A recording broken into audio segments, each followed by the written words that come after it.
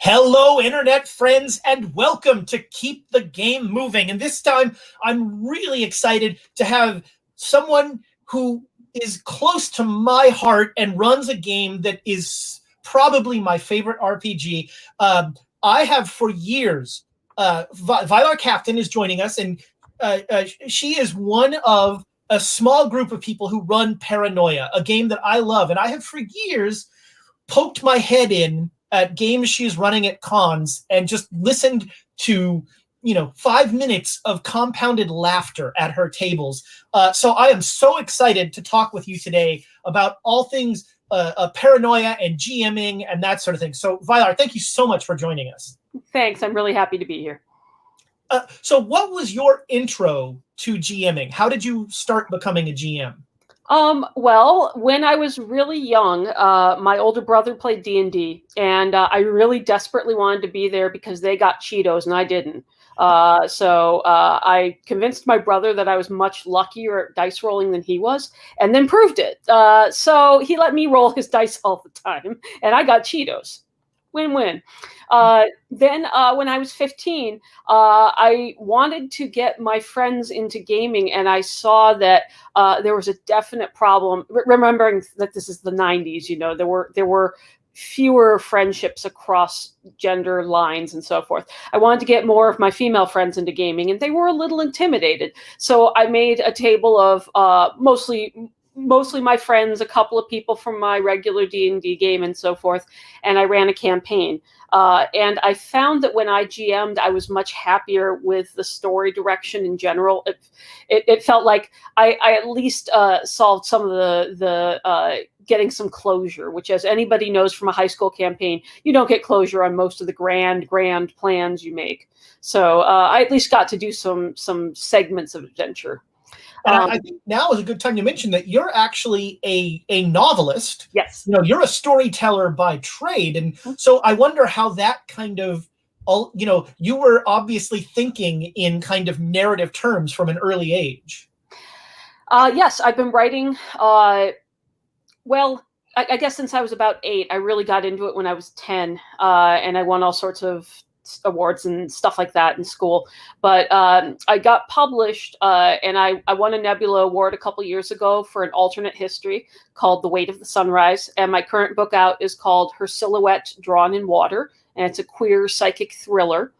So if that's your jam, there it is for you. Yeah, I'm a story writer, and so I think in terms of how stories work, they have to be more satisfying than real life. We all know real life is full of messes and tangles and unhappy, incomplete endings. In a story, you at least want to bring closure to what's going on. And that's really interesting. Like how, sort of how do you kind of take the story that your players want to tell and gel it with the story you want to tell? Sort of bringing the two together. Like, is that a session 0 talk, or is that kind of an over time seeing who bends where kind of thing?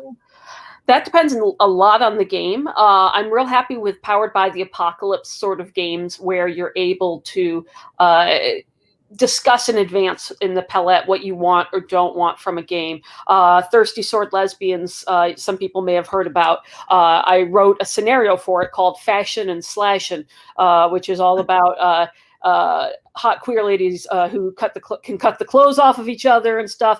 Turns out I am not the only person interested in this. So there's really some shared interest in that. So I think the internet has proven that true. Yes, since its inception. We've actually had several, we've done a lot of Powered by the Apocalypse talk, and a lot of people, like Morgan Nuncio and others have said that exact same thing, that they really like kind of the cooperative or communal storytelling that happens there. And I think weirdly, some of that can happen in Paranoia as well. Paranoia to me, like, on the one hand, it has the benefit of almost being disposable, which kind of brings to it a freedom that other RPGs don't have. Mm-hmm. And I'm wondering sort of, well, so why don't you, if you could, just give us a quick encapsulation of the world of Paranoia? What's your clearance level, citizen? Yeah, that's right. Yeah, that people can, that is available for their security clearance. Okay, good. We have all red clearances. Yeah, that's right. Okay, well, in that case, I can probably tell you, what you need to Depending know on your secret society. this phase. Yes. So the story of Paranoia is that in the 50s, in the era of communism, and up to the 80s, the Cold War was going on, and the U.S. and the Soviet Union built these great computers to protect us from all the terrible things that the other side would do. And somewhere in history, there's a vast nuclear war. The only thing remaining in the world is Alpha Complex, and that is a base that was run by the computer. The computer has, at this point, gone a little bit haywire, and it doesn't really know what's going on very well. The computer is absolutely insane, and all it knows is that it's protecting against the great threat of communism, whatever that is. And so the computer hires troubleshooters, that would be the players, to take care of the dire communist threat. It's a game of being given impossible missions with impossible solutions that can't actually be achieved, and figuring out how to frame the other people for all the terrible things that happen to you guys along the way. It's I have a deep and abiding love for this game, just for like I said, that sense of it being disposable, like the power of Paranoia, especially in the 80s when I started playing first edition. In the 80s, our role playing was all my 5th level D&D character is sacrosanct, and you can't, there was no sense of the freedom of today's story games where, I might look at your character and go, and you've got a tail, and you, being a good improver, would go, I sure do, and it has a spike on it, But in the 80s, none of that was happening. No. You can't say anything about my character, and no. And Paranoia was, you have 6 clones, sure, push that button, see what happens, that freedom was so new and so exciting in terms of gaming. And it led, instead of people being kind of almost turtling, to use a term with their characters, and like doing everything they can to, the challenge of this game is, I don't want to die. The challenge of Paranoia was, how can I die the silliest? Yep, that's exactly right. In Paranoia, you have 6 clones of yourself, and this is because you're going to die. You may as well have fun doing it. You have 6 clones, and they anytime you die, whether it's from betrayal by another player or testing out, the computer always gives you equipment to test, and I assure you, it's all functional. There's nothing wrong with any of it. It can't possibly explode in your hand. Why would they give you that? A user error. So you're going to lose clones, and once you do, your new clone comes back. And one of the cardinal rules of Paranoia, at least when I run it, is you aren't allowed to literally come back and just shoot the person who betrayed you, because then the game degenerates into nothingness. You just get a nice dose of forgiveness mist, but you are allowed to plan their demise and get revenge upon them much later. That's absolutely allowed. Yeah, it's a game where you're not allowed to be a mutant and everyone's a mutant. You're not allowed to be in a secret society and everyone's in a secret society. It is a hilarious, Kafka-esque world of, it's the only game that's ever had paperwork that was fun. Yes, that is absolutely true. There's paperwork in the books that you can give to players and make them fill out, and there's lots of treasonous answers hidden within there. And there are some questions, like, in fact, if I recall right, in the book, the quiz says you have to answer every question, and then there's one question where every multiple choice answer is treasonous. Right, yeah. So you have to figure out what to do about exactly that sort of thing. I did also have one player who made everyone else fill out paperwork before he would talk to them. That was entertaining. That's outstanding. I think every Paranoia GM, as soon as they got like a computer or a word processor, started making like forms for people to fill, like forms for people to fill out. So there have been a number of different versions of Paranoia, and I always kind of think it's funny because the rules are like the least important part of the entire game. And crap! Are there rules? Oh, right. And there have been versions that are more or less rules light. The current version, I think, being the most rules light. But so, what is your kind of version of choice? I do not pay a ton of attention to what version I'm even in. My habit is to take the rules book as inspiration for ideas, for for crazy products that are coming out of research and development. I use it to generate really weird jobs for characters. Someone was once their job was working with paint in Alpha Complex. They were a painter, and I'm like, okay, and they actually ended up using that to solve a problem later. The rule book itself is more of a guide than anything. I basically I do what's going to be fun for the players, and I have found that to be absolutely minimal rules and fast reactive responsiveness on my own part.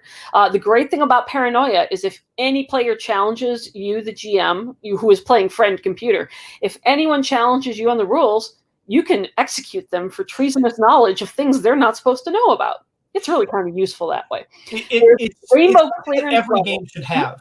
I mean, it's something that every game should have. Oh, absolutely. Yeah. I usually do execute people who argue with me, but I don't try to bring my real life habits into gaming that often. It just seems crass. I think that's actually a great point, that what version you're playing and the rules itself are so secondary to everything else. And really, Paranoia is almost more a mindset than it is a rules set. And the thing that I think is impressive is across the various editions, they've kept a very consistent kind of tone and feel to the game, with occasional missteps here and there. Like the new version, the only thing I don't like about the new version, I think everything about it is great.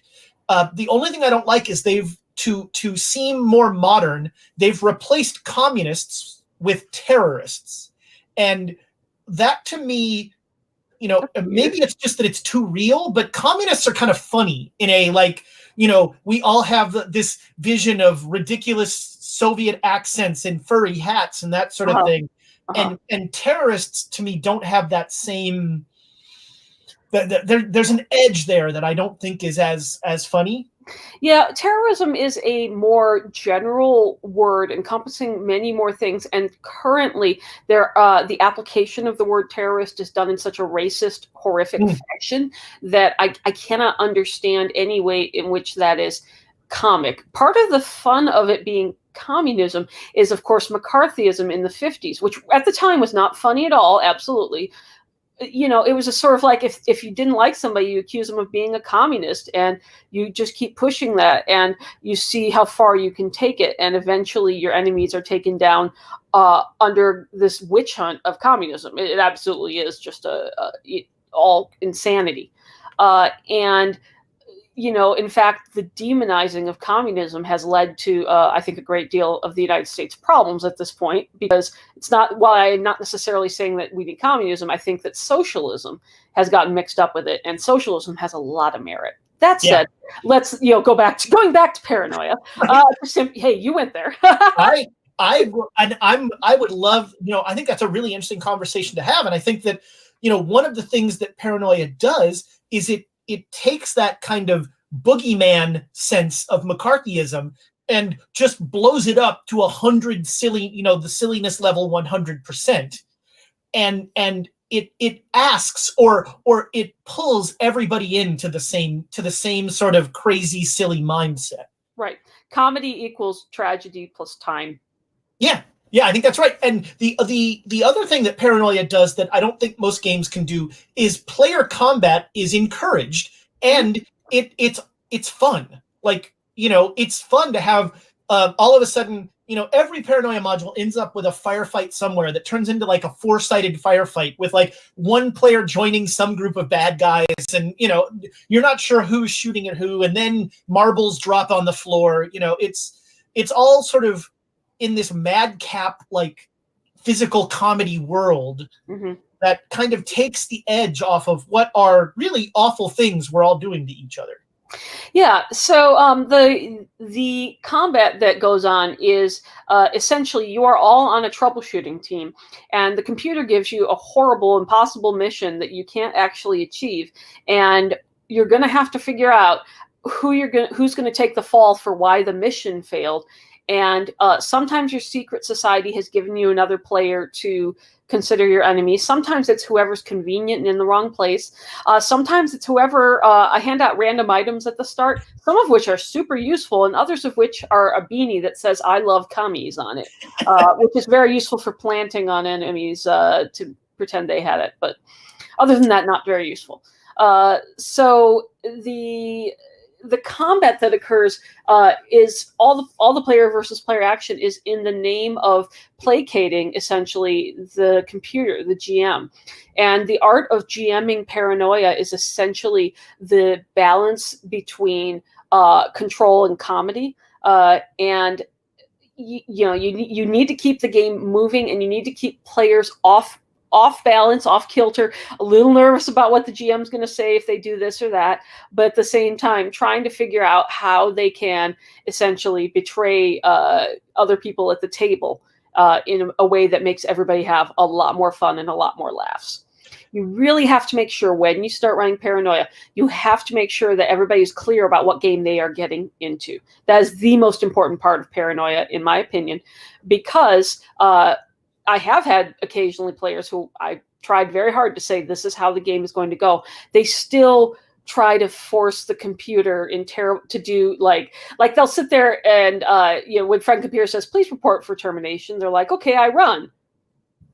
And as friend computer, I say, great, a laser beam fries you from behind. I mean, right, yeah. I'm friend computer. I can do whatever I want. The idea I won is this entire city. I could blow up Alpha Complex, and if I need to, and take all the clones out. And in fact, now that I've said that, maybe I'll do that sometime. I haven't. Yeah. I've never. I have had Alpha Complex. Blown it up. I've totally blown up Alpha Complex. Yeah, no. So I think you touched on something else that's unique about it, and that is that the computer is a character in every game of paranoia by necessity.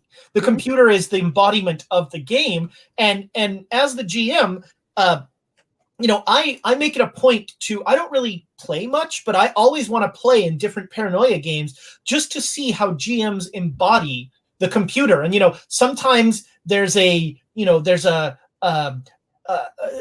kind of cold emotionless, or there's like a sort of cheery kind of happiness or that sort of thing. So what is, walk us through how you came to manifest your computer. I think the key is simply understanding what the computer's role is in the game. The computer's role is to be an absolute godlike force, spurious, untrustworthy, and capricious. Your job is to be unpredictable and unfair in the funniest ways possible, and to get the players in the mindset of anything could happen here, the nervous laughter of, oh God, what's going to happen, transforming to the deep belly laughter of, I cannot believe you just did that. And as a GM, it's kind of one of the most fun parts I find is the ability to essentially take it out on players who absolutely knew what they were getting into. That's the key point. Again, I have to say, you can't do this non-consensually. You have to have players who really want a GM to hammer them down in a hilarious, fun way, and they want to try to get the best of the computer. And as computer, you do want to occasionally let them make some headway. Otherwise, it's just futile and just terrible. So if they make a super clever argument, friend computer says, oh, all right, okay, great. And you turn your attention elsewhere or whatever needs to happen. Again, keeping them off balance, but making them work for it, making them just scrabble for any bit of progress in this totally hopeless world.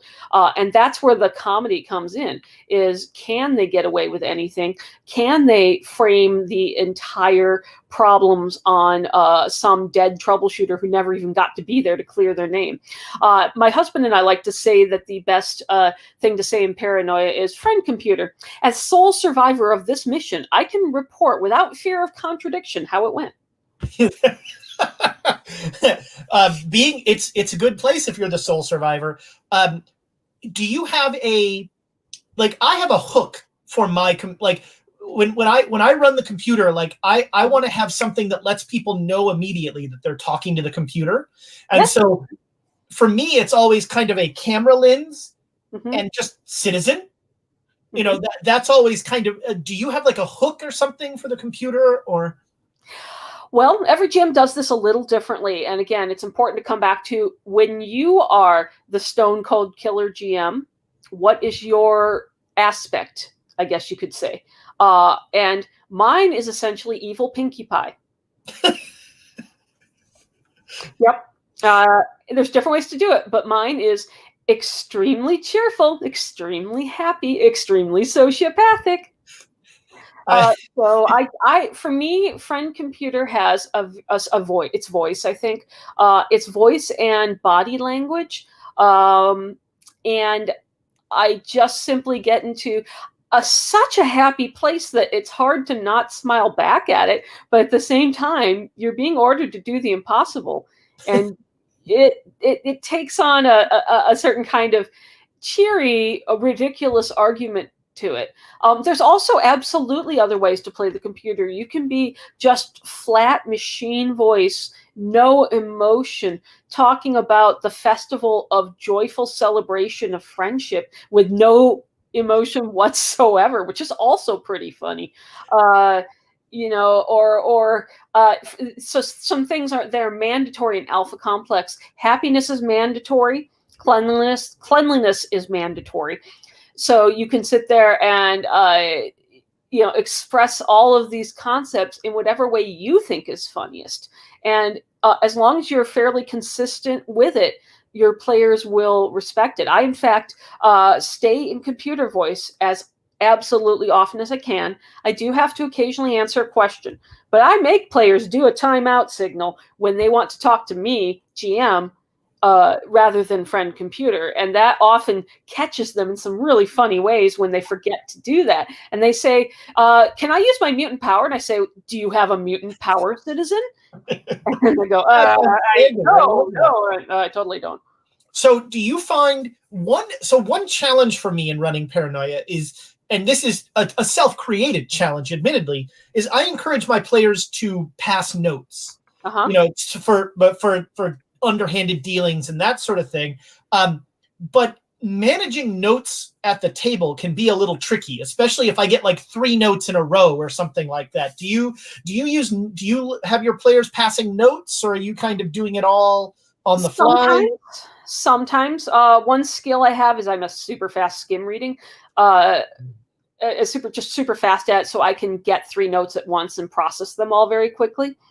But if the rule for GMing in Paranoia, if you start getting overwhelmed or overrun, you need to seize some control back. So if you get 5 notes thrown at you at once, pick one up, read it, crumple the other 4 up. Who cares? Yeah. The arbitrariness that you can bring as a GM is, again, baked into the system. Mm-hmm. And speaking of baking, I want to talk about one of your specific games, because I love this. You run at cons, the Alpha Complex Bake Off, the Great Alpha Complex Bake Off.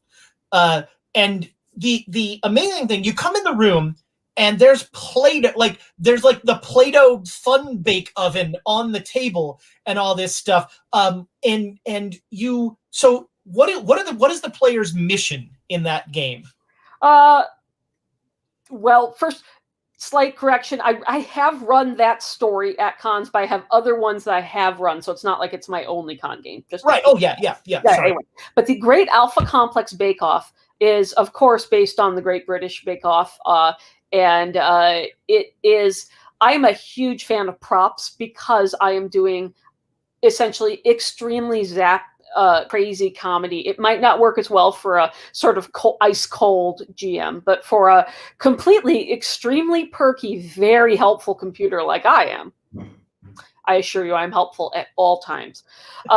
I love props and I love the craft store. So I went to, let's see, for that particular story, I tend to not prepare things in advance. I believe I was sitting at lunch at Black Bear Diner before the con 2 hours before the game going, oh crap, what am I going to do? I mean, I brought props, but I didn't have a plan or anything.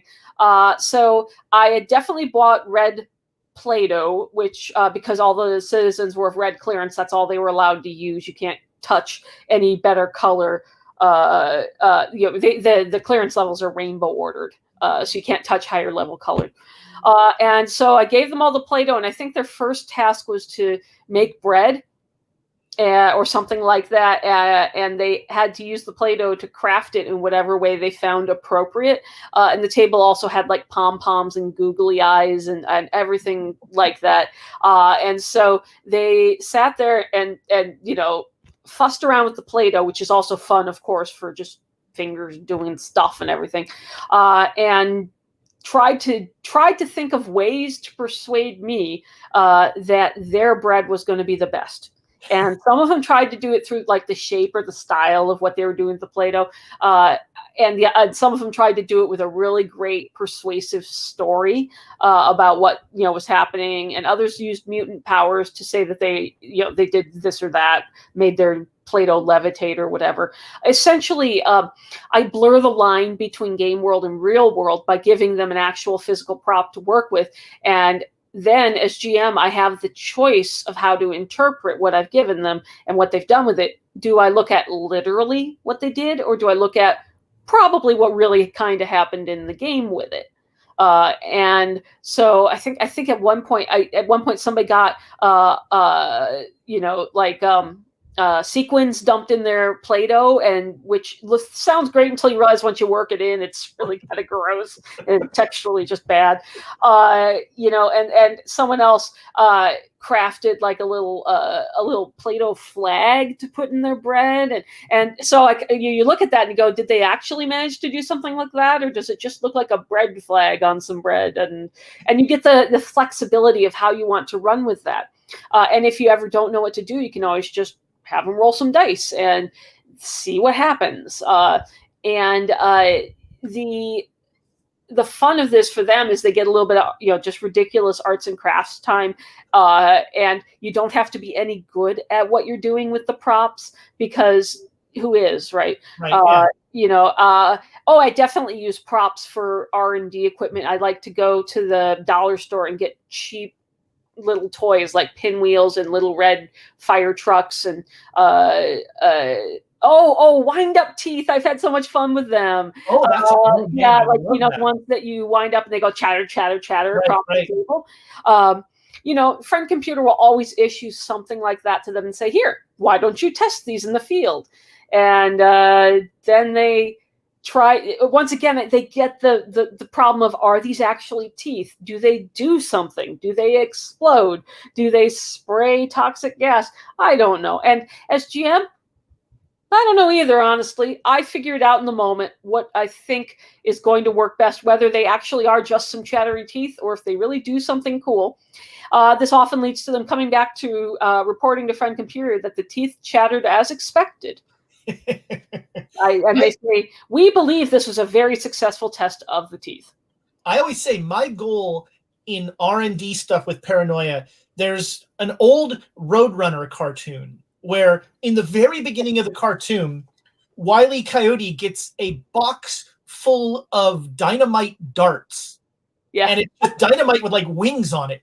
And for the rest of the cartoon, and he falls, of course, and trips, and all the darts go everywhere. And for the rest of that entire cartoon, darts, these little dynamite darts, just come into every scene and explode. And that's always what I want those, I want that same sense of, oh, you don't know when, but this is going to go terribly wrong. And Absolutely. It's going to keep going wrong. Wile E. Coyote is very much in the Paranoia model. The sheer hopelessness, but you still have to try because that's just what you do. And it's your job. Yeah. When I run Paranoia, I often start by saying, I want you to know that as a GM, my job is to make you feel comfortable, make you feel welcome, and help you have a fabulous time. As Friend Computer, my job is to annoy the crap out of you, kill you mercilessly, and do everything I can to make your life awful. Are we clear? And that has usually worked pretty well. And again, like I say, it's some good GM therapy to get to just slaughter players as you please, as long as it's funny. But you do have to keep in mind the fundamental, real principles of GMing underneath it. But not very hard. You can still kill people. It's fun. Yeah, I think that there's, the important part there is the consent. You make it clear to the players what kind of game this is, and we're going to do awful things to each other, and it's going to be silly, and we're all going to be okay with that. And for some reason, and honestly, I don't know why, that works in Paranoia, where it and I mean, some of it's the tone of the game and all that thing, but it works so well in Paranoia, but it's really hard to bring to other games. Like if I were to go to a con and run a D&D game that was just party combat, it would become a who's got the bigger fireball con that just would not be fun. And Paranoia just does such a good job of getting people out of that mindset. Yes, is partly because the playing field is relatively level amongst the players, but completely counterbalanced by the sheer weight of the computer. Any skirmish or battle the players might get into is outweighed by the need to stay safe from the computer. And if you don't both knock it off, you both get killed, is kind of a limiting principle that will sometimes keep players in check. And if you have a player who is not being kept in check, you have either not done the right job setting up what this game is, or you're not keeping strong enough controls as GM. If anybody except you is running Paranoia, that you need to step in and take that back over. Yeah. Have you walked in? Because I know you have seen the Bake Off. Did you also see the Great Alpha Complex summer camp, arts and crafts summer camp? I did. That had even more props. Yes, the arts and crafts summer camp and sleepover. So the baking one had the props are such a hit that I did it again next year with even more arts and crafts, and they had to go to a Arctic cold location, like a frozen location, and camp there and do arts and crafts. And then as they were about to report back, friend Kapir says, "How has your submarine testing mission been?" Now, you don't say to the computer, "What submarine testing mission?" That's not a thing you should ever say. Yeah. You say, the submarine. Yes. As you try to figure out what to do about this. Yeah, and hope someone else answers. Yes, and hope someone else has answers or has a better answer than you do. Yeah.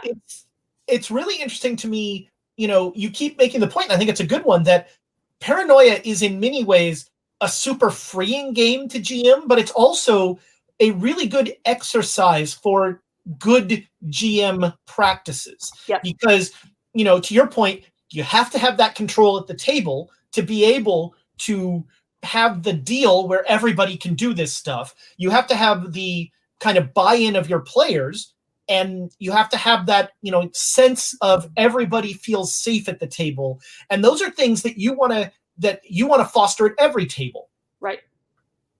And I think that, in some ways, Paranoia kind of lays the groundwork for that with the whole world, but it's to me, it's a unique GMing experience just for its total freedom, but it's also, it's something that needs to be controlled. It's also interesting, playing it with people who aren't, and this is going to sound pejorative, but it's not, but people who aren't funny. Like, one of the best Paranoia games I ever played was with someone who was not a laugh machine. His computer was this terrifyingly literal, just accountant. The world was run by a soulless accountant, and it was hilarious. It was dryly and deadpanly hilarious. Mm-hmm. That is absolutely a valid style to computer. There's lots of ways to do it. What you're looking for in your style of computer is if you got to be playing on, you get to write the whole story, and you get to play the computer that is a computer and is essentially does not care about human life. what personality would you have? Would you be all mothering? You might be. You might be like, oh, my poor little troubleshooter, you're clearly defective. I'm so sorry to terminate you. I mean, I'm gonna have to put you down. I mean, you don't feel anything, but you want them to feel better, so you certainly have learned that humans like to be soothed. Anything creepy is fine. I mean, I happen to be the perkiest computer on the planet, pretty much. I'm like, hi, citizen, how are you this morning? Would you like to do your calisthenics? I bet you would. I'm sure that broken leg has healed by now. Let's get going. Yeah, there's another guy, a friend of mine who runs Paranoia at cons, and his computer's catchphrase is, "That's mind-blowingly terrific." Just like whatever the PCs, whatever they say, that's mind-blowingly terrific. I really regret what I have to do now. And putting it's always on them. I always regret. So years ago, I created, and for some reason I keep doing it. I made the Herzog bot, which is a Werner Herzog robot that shows up and directs the PCs through things, and like always at some point always say, like, there's no truth in this art, and destroys them, but like I regret that I've never tried having Werner Herzog be the computer. Oh, that would be a fascinating, like, your existence is meaningless. Mm-hmm. Mm-hmm. Your sense of purpose is misguided. Mm-hmm. That could be. And so, I've only, and this is sort of my own thing, every edition of Paranoia has rules to make it a campaign game. But to me, it's just such a perfect one-shot. Mm-hmm. Like, I'm not sure. Have you ever run Paranoia as anything more than a one-shot? Nope. Yeah, I can't imagine. It just seems tonally wrong to me. If you're going to do it, I've read about good ways to do it, and one of the best ways to do it is essentially, instead of killing people for infractions, you just sort of deduct points secretly, and then they're terminated for what seems like a minor thing, but they've just accumulated enough points that it's time to go. I could do it, but it requires someone who's more into rules and mechanics. If that's your style of computer, maybe that's it. Maybe you don't. Maybe you're never perky. Maybe you never have opinions or feelings. Maybe you say, this is what the math shows. Right. That's just what you do. Maybe you are the fairest computer I've ever met. And I terrifying. Because I can't count the infractions. I can't count the points I earn for doing missions. If I can't see the record, I have no idea. Yeah. That's what the math shows. And no, I won't show you the math. That's would absolutely be a great computer. I would be interested to play in a game like that. I don't. It's not for me to run simply because of who I am and how I do games, but it's totally valid. Yeah. That's what I like about Paranoia. It allows for lots of styles of GMing. Yeah, I think it's that freedom of not worrying about the rules and that sort of thing that really allows the GM to kind of be in a very real sense a player at the table. You're sort of playing along as well.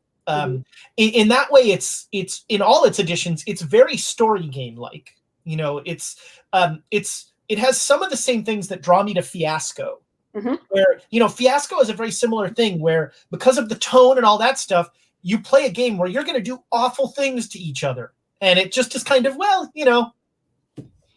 that's the game. And it's really interesting to think about when you have Paranoia, when you have this sort of world that is kind of shorthand, and people understand the world pretty quickly, and can kind of find their place in it, and then you just slowly deconstruct that. So what are the things?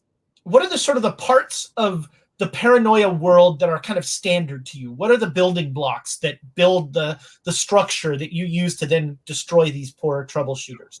Do you mean what ingredients are in every Paranoia game? Yeah, yeah. There is always the standard finding of the conference room, which is not normally a thing in most games. You just go to wherever you're told to report, but I always make it really, really awful. Oh yeah. One of my friends will always tell the story of the 4-hour Paranoia game where they never got out of the initial briefing room. Yeah, I haven't had anything go that dire, but it's been close a few times in terms of how bad things got. Yeah. I did once have them fill an entire sector of Alpha Complex with concrete just because they couldn't solve it any other way. To this day, if you ask my husband what happened to Sector C, he says it's been reformatted. But anyway, so ingredients of a paranoia game are getting to the briefing room, going to R&D, where they get their equipment that they're required to test, most of it very dangerous and rarely suited to the mission in any way. There's almost always a stupid gag of some sort where they have to get to their mission, and it's something ridiculous that just I'm not going to spoil any of my shenanigans, but just something. A transit joke of some sort. A transit. Yeah, something ridiculous. I guess it's like one I've used enough. I should probably stop now. As you're walking down your nice red hallway, it's all red. This is safe, and there's a 3-inch wide green stripe around the floor, walls, and ceiling. Yeah, everybody's like, eh. So they try to step over the green area, and then they're immediately told to report for termination because they entered a green area. And eventually someone says, "Are there any doors nearby?" And I say, "Oh yeah, there's a door next to you." And they can open it up, go around the stripe, and continue on their merry way. That's what I mean about some sort of utterly ridiculous, why did we have this problem type of gag. And you can almost always get 2 or 3 hilarious deaths off of it because people try all sorts of things to fix it. Then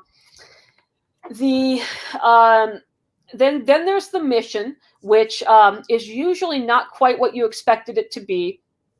If you were sent to dispose of some renegade robots, there's almost always some other troubleshooters already there who've been assigned to this mission, and they need to complete it, and they aren't about to let you help the robots because they were told to help the robot. Yeah, anyway. So there's always, the mission is never quite what you were told. It never is. A very common one I do at cons is I send players to the vast, scary, terrifying place where there's no ceiling. Whoa! And the floor is green. And the floor is green and very dirty. You're pretty sure there's dirt down there. Yeah. So. Yeah, because the troubleshooters live in Alpha Complex. It's not at their clearance level to know that anything exists outside Alpha Complex. So I definitely have some fun sending them into the nuclear wasteland of outside, finding old rusty swing sets and trying to describe them using, I have to think ahead a little, describe them using words that people who have never even thought about what a swing set might be would see.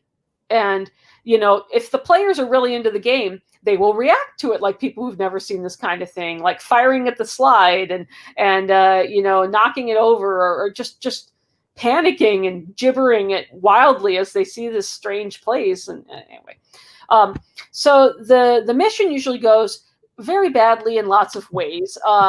Sectors get reformatted, outside gets blown up. I mean, I don't know. They do stuff. And if you've done it right, by this point, you don't need to add a lot more because the players should have taken it and be running now at the act of destroying each other, avenging each other for deaths in prior ways, framing each other for this and that. So what is your and the last part is coming back and reporting to the computer, which usually involves a lot more death. Yeah, the debrief is the most dangerous part of it. Yeah, it's really hard to explain to the computer exactly what happens sometimes. So what is your clone delivery system? Oh, that can be done so many different ways. I'm really kind of not, I don't actually do a lot with it. I essentially wait till a few minutes have passed and your clone just comes wandering on up. The clone, I always have to remind people in the first few, your clone is not allowed to just shoot at the person who just framed you or killed you. You know who it was and what happened. Mysteriously, your clone also just possesses all the stuff you had. Yeah. Unless that thing got destroyed, somehow your clone comes out of the vat with a I Love Commies beanie in their pocket. We don't know how it works. It's science. And the clone just wanders up. If you're outside, the clone takes a little longer to get there. One time there was some sort of glitch and a player woke up in a differently looking alpha. Everything looked really weird. And when they looked in the mirror, they had a little triangular beard. And I sent them. They went wandering to the outside where the others were and met up. And everybody says, "Why do you have a beard?" And they say, "Why don't you?" Which is exactly what one does in paranoia in this situation. Yeah. And eventually, when they all went back to Alpha Complex, he had convinced them to go to what he said was the real Alpha Complex, where Friend Computer, which is normally depicted as an eyeball on a screen everywhere, like sort of like an ATM terminal with an eyeball, had a little beard. Evil clone computer. I love it. Mm-hmm. Yeah, for me, I always have them delivered by artillery. Oh, yeah. Okay. And so, the clone gets loaded into a shell and gets shot to wherever they are, causing, whatever appropriate damage. Well, that's an excellent idea. No, I hadn't really done anything with that. Partly, to me, the clone arrival is such it's sort of a backstage event. It could be front staged, absolutely. In fact, maybe now I'll do a story set in where you get to go visit the clone vats and weird stuff can happen. I did once send Clone 7 out. That confused the hell out of the players. They were just like, why is Clone 7 here? I'm like, what's your clearance level? Yeah. When in doubt, ask them what their clearance level is. They're probably not authorized to know whatever they just asked you. There's a fantastic one of the hallmarks of Paranoia is that the materials that they produced for it are as fun for the GM to read as it is for the players to play. They're so well written. And like first edition Paranoia is just a murderer's row of like Ken Rolst, just like incredible writers who are writing this stuff. There's a first edition module called Clones in Space where you get shot up in a rocket. And one of the shticks that I love is that all of your clones get loaded into the hold to be released at an appropriate time. So every time you die, somebody has to go down and go like, I'm looking for Choco Block 2. Choco Block 2. And like every Choco Block is, that's me. And, they all get out at some point. It's I've always wanted to steal that idea for something. I thought that was hilarious. Well, you've been very kind with your time, and I want to be respectful of that. But what are sort of we've talked about some of them here, but like, what are kind of your evergreen GMing tips for people? Like, what are 3 things people could be doing to be better GMs? One thing that I think is really important and not always obvious is especially for con GMs, I mean, I don't need to give you tips for GMing your friends, I don't think, but for con GMs, you need to look at when your player comes in the room, what is their first impression? And this is going to change depending on who it is. Obviously, you can't know a lot about their personality yet, but consider who they are and where they might be coming from. So just as an example, I appear female. I identify as non-binary female, but, close enough to female, we'll call it for this purpose. I have walked into a game where it was basically like 6 white dudes sitting at a table. Now, many are wonderful. I assure you, I know that. Many of them are. Most of them are, in fact. But there are, I promise you, I'm so sorry, gamers, there are a few amongst the gaming community, and I think you all know that, who do not want me to be comfortable there, who do not think I can game and or do not belong in the group. And there is always a moment when I sit down at a group like that where I'm thinking, oh, do I have to have my guard up or can I relax a little bit? And I'm pretty strong in such matters in the sense that I'm pretty good at just saying, well, let's see how it goes. Not everybody is. Other people have had much worse experiences than I have, or are generally less confident, or some such thing. So when your players enter the room, consider whether they're part of a group that has been at some point, even if you don't think it's still true, it probably is still somewhat true that they are being excluded or at least marginalized and maybe left out a little bit of what's happening in the game. They may not look like a gamer, so people assume they don't know how or won't be any good, or that they'll be inexperienced and ask too many questions. Just consider when the players enter the room what they might be thinking or feeling as they see you and they see your game. And, if players look at you, they're wondering, what kind of GM are you going to be? And you can actually do a lot of good by just arriving at your game a little bit early, being ready so that you're not frantically doing things at the last minute. I mean, a little bit is okay, but greet your players, chat with them, say hello, ask how their con's been, ask them what games they love, find out what they're doing, help them relax and say, look, I will teach you what rules there are. There's not a lot to this one. Or, yeah, there are a lot of rules, but don't worry. Here's how I've set it up for the con so that it's accessible. And of course, you should have done such a thing. At any rate, figure out what their situation is. If they walk in and say, I've played this game 1,000,000 times, I'm ready to go, cool. If they are nervous, ease their minds a little bit so that they don't spend 10 minutes fretting about what's about to happen. And that actually, I don't even need 3 tips. I think that covers like all 3 of my tips right there. I think it's such a great point, like onboarding. And I think it goes playing games with your friends, playing campaign games, playing con games, whatever it is. In longer games, it's that session 0 that I've talked with other GMs about, where you're establishing kind of what kind of game we all want to play and that sort of thing. And that's essentially what you're doing in that brief moment. There is you're welcoming people in, and I think that's so important. The point that you made about folks who might not necessarily feel like they are welcome at tables for whatever reason. Yes. For whatever reason that they may come into a table and feel like this isn't a place for them. It's your job as a GM to make it a place for them. Mm-hmm.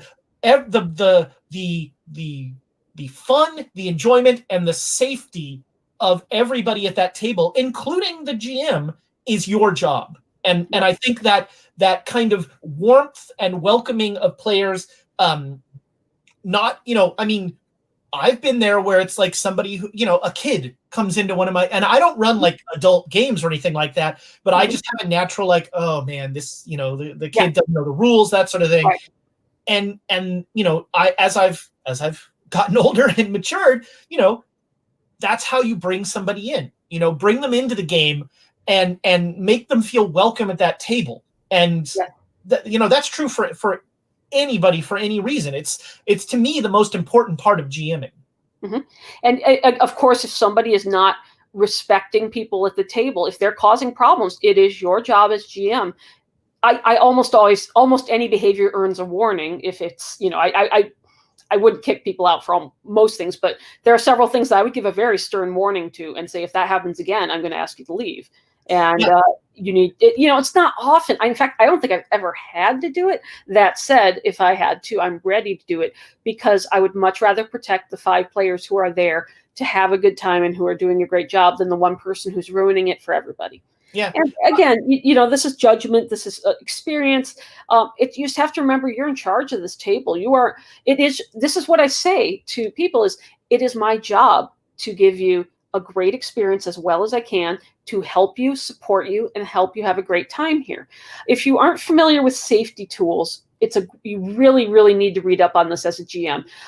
There's several of them. I'm going to bring up something called the X card that everybody should use. The other one, it's nice if you use more than one, but at a minimum, you need an X card. And what this is you take an index card, you put a big Sharpie black X on it and put it in the middle of the table. I've actually got one on my desk. It's just a big X Sharpie, or whatever, that everybody can read. And what you do is you say, the X card is a tool that if you are uncomfortable with something happening in the game or even out of the game, you can touch the X card and say, hey, can we edit that? Can we not? It's sort of the can we not card. Yeah. And you teach them never to make jokes about it. You can say whatever, but don't touch it and joke. Yeah. And this is in case, for example, you don't know what your player's history is. Someone may have been in a traumatic car crash, and you have planned a big traumatic car crash, and they are freaking out listening to this because they are trapped in that place and they're seeing the pickup truck coming at them or whatever, and they just, they can't handle it. But they don't know how to tell you. The X card, you can touch it for any reason. You do not have to explain. You're just like, could we alter this? I really need to alter this a little bit, because I'm not having a good time. Yeah. And safety tools, there's a number of different kind of toolkits out there. They're all kind of in the same vein. The X card is huge. And the benefit of the X card is that it it's a way. It's also a way of just keeping the game moving. You Yes. know, because the person is like, and you're just like, next scene. As soon as they hit the X card, we're going to black. Next scene. You know, that's gonna, whatever happened is gonna happen off screen. You know, that's, and either it can happen off screen or it can be edited. Like it could change to something that isn't a crash, or maybe all the player needs to hear is that, no, you won't die. Don't worry about it. This is okay. And the player will say, all right, can we fade to black and go to the next scene? And then that's when you show that they've uplifted to a magical creature or something. You just don't know. Safety tools, you know, even in a game like Paranoia, safety tools are important, you know, and even in a game where it's utter silliness and, you know, we're going to be shooting each other left, right, and central and that sort of thing. It's still important to make sure your players know that that these safety tools are there for them. You know, it's a great point. And that's just another way of making everybody feel comfortable at the table. Because if they know that, oftentimes, you know, just knowing that the protection is there makes it, you know, kind of, it's that safety net that allows people to kind of keep going. So what is like you know, what's a system you haven't run that you really want to GM? Wow. I tend to be really a little bit narrower in my focus because I'm one of those people who likes to take a few games and run really deep on them. So that's not entirely the right question for me in a way. That said, though, probably some playtest games that I've seen, such as Xenolanguage, some of the language building games, and that kind of thing sound fun. Oh, what was it called? I don't remember the name. Nuts. It's a game in which the GM is a therapist and the players are the grown-up kids who came back from Narnia, or the equivalent of Narnia, and are all having problems. You know what I mean, right? Yeah, I know the game. All right. Well, Xenolanguage is fascinating to me. You know, it's almost one of those, it challenges the, like, is this a game kind of thing, you know, and I love that. I think it's a really neat answer. And I think it's you know, it's you talked a lot about earlier about sort of powered by the apocalypse stuff and that sort of thing, and I think that. Oh, did you find it, or? No, I was Googling it real quick, and I'm not going to get there. So. There's a weird Google string there that'll pop up. If you remember the name of that, put it in the comments, because I'll get it to you. I just don't know it this moment. Yeah. All right. Well, we close every episode with the Space Jam question. So aliens have invaded the Earth, and they're going to destroy it unless you run an awesome 4-hour game. So, Vylar, Kaftan, what is your Space Jam game? Why am I not letting the aliens destroy the Earth? Well, you know that that is a very paranoia answer. I'm so sorry. We're positing that I like the Earth. Yeah, that's right. Okay, I just. Gosh, I forgot that I need to add some. I'm sorry, I didn't realize we were role playing here. I thought I was actually liking this place and the people in it, which as of today, December 30th, is it the 3rd? Yes, December 30th, 2020. December 3rd, 2020. I'm not entirely sure I like this Earth and the people on it very much. Some of them I do. Okay. I'll save the Earth for the sake of some people. I am running a 4-hour game of